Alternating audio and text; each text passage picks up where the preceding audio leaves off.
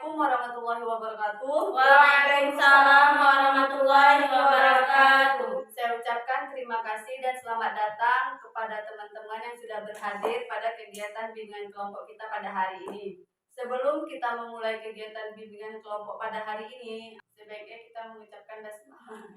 Bismillahirrahmanirrahim. Baik. Apakah dari teman-teman sebelumnya ada yang sudah pernah mengikuti bimbingan kelompok? Belum.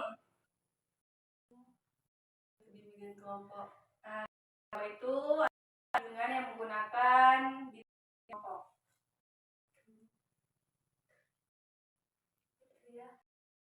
Bimbingan kelompok adalah layanan konseling yang melibatkan jumlah individu atau orang dengan masalah dalam satu kelompok.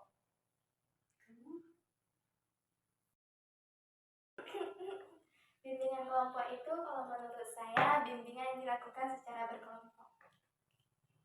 Bimbingan kelompok itu ya bimbingan dilakukan beramai-ramai sama kawan-kawan kelompok.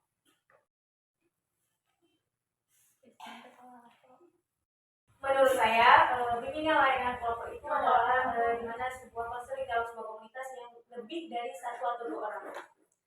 Oke. Jadi apa yang teman-teman semua bilang itu benar.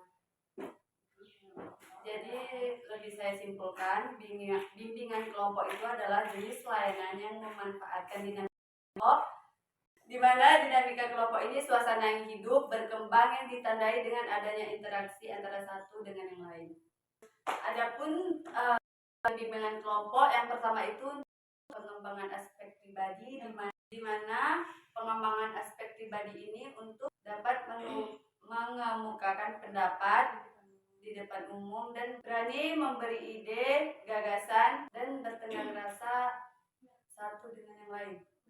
Jadi tata cara pelaksanaan bimbingan kelompok ini duduknya seperti kita ini, letter U ataupun letter O, untuk mempermudah kita untuk berkomunikasi antara satu dengan antar anggota kelompok. Oke, di bimbingan kelompok ini ada beberapa hal yang harus kita lakukan. Yang pertama itu saya berharap kepada teman-teman sukarela dapat ide gagasan, karena di sini ada benar atau salah, karena semua dihargai. Dan untuk bimbingan ini saya harap semua teman-teman dapat berpartisipasi dan aktif agar kegiatan ini berjalan dengan lancar.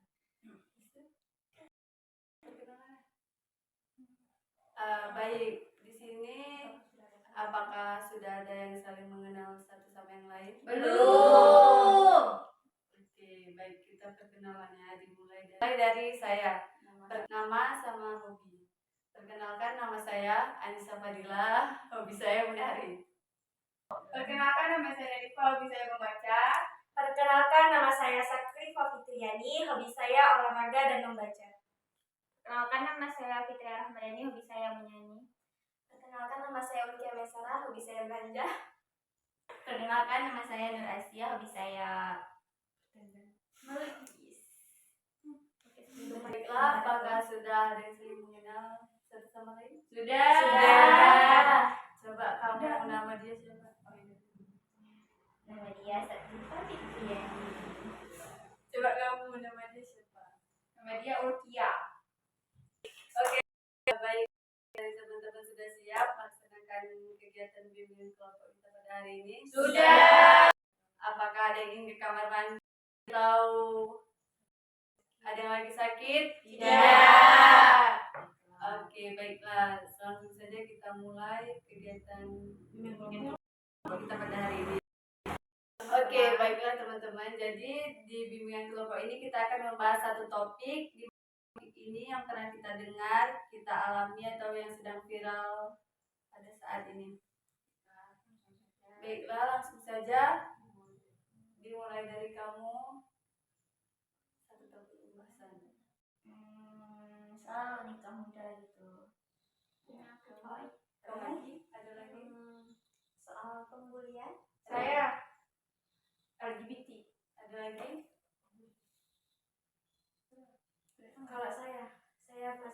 perselingkuhan. Kamu? Yang lebih viral tentang HTS-an. Oke, baik, saya simpulkan. Jadi kita akan mengambil satu topik pembahasan yaitu nikah muda. Apakah audiens ada yang setuju dengan satu topik pembahasan ini? Setuju. Oke, baiklah, apakah ada yang tahu apa itu definisi nikah muda? Saya, nikah muda adalah nikah di usia yang relatif muda. Saya, nikah muda adalah menikah di mana usianya belum cukup umur tapi dia sudah ke jenjang. Oke, baik. Apakah ada yang tahu definisi nikah muda? Saya. Nikah muda adalah nikah yang dilakukan oleh anak muda yang belum cukup umurnya, tapi dia sudah menikah. Nikah muda adalah nikah di usia yang cenderung relatif lebih muda. Ya, nikah di usia muda. Nikah muda nikah yang di bawah umur 17 tahun. Nikah muda adalah nikah di mana dia belum cukup umur tapi sudah menikah. Oke, baik, saya simpulkan. Jadi nikah muda itu nikah yang belum cukup umur tapi dia sudah mau dan sudah berkeinginan untuk menikah. Oke, selanjutnya apa sih dampak dari nikah muda? Apa sih faktor dari nikah muda? Faktor sosial, Ekonomi, gengsi, ikutan tren, lingkungan. Apa sih dampak dari nikah muda tersebut? yang pertama Ya. dampak nikah muda yang pertama itu apa sih namanya, mentalnya belum siap dalam membina rumah tangga. Dampak negatifnya salah satunya perselingkuhan. Baby blues. KDRT, Finansial. Oke, baiklah. Jadi dari pembahasan topik kita pada hari ini, apa sih komitmen teman-teman dari nikah muda tersebut? Saya kalau dari dampaknya kan perselingkuhan. Nah jadi pengalaman kita udah nikah muda, jadi kita harus persiapkan matang bahwa jangan bisa mengganti pasangan. Stay satu aja. Saya jawab dampak nikah muda itu mental. Yang pertama, orang nikah itu kan kudu siap mental. Jadi ketika seseorang memutuskan untuk menikah, berarti mentalnya kudu siap. Gimana tuh pernikahan nanti itu gimana? Jadi nggak ada tuh yang nama kasus perceraian. Ada lagi?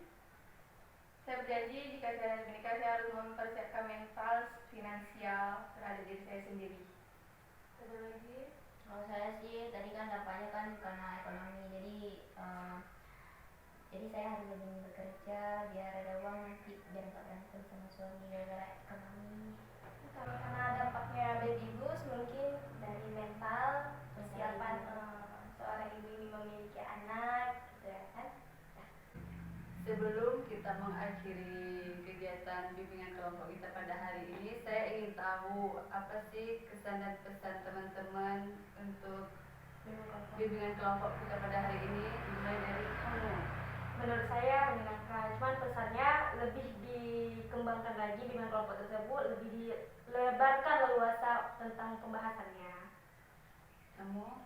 Menurut saya sudah bagus, tapi saya harap kedepannya untuk bimbingan topiknya lebih diperpanjang dan diperjelas sehingga ketika ada yang mendengar itu lebih mudah memahami. Kamu? Pesan dan kesannya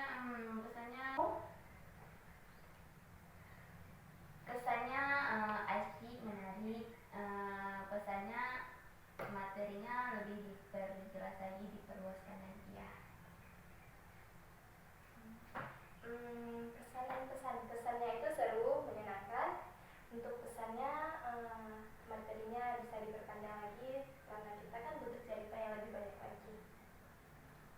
Kesan saya yaitu saya sangat senang bertemu dengan teman-teman ini, sangat baik, sangat seru. Saya harap untuk bimbingan kelompok ini akan ada lagi kegiatan kita ini seperti ini lagi. Kita akhiri bimbingan kelompok kita pada hari ini. Tadi kan ada beberapa topik yang belum kita bahas. Jadi apakah teman-teman mau untuk melakukan kegiatan bimbingan kelompok kita di lain waktu? Mau. Kapan? Hari Minggu jam 12, Bu. Ya, Di sini. Di tempat ini lagi. Di Mata Slimeng. Ya, buat ini ya. Iya. Oke, baiklah. Karena bimbingan kelompok kita sudah berakhir, mari sama-sama kita tutup dengan ucapan hamdalah. Alhamdulillahirabbil alamin. Sebelum kita bubar, marilah kita salawatan dan bersalaman. Salatu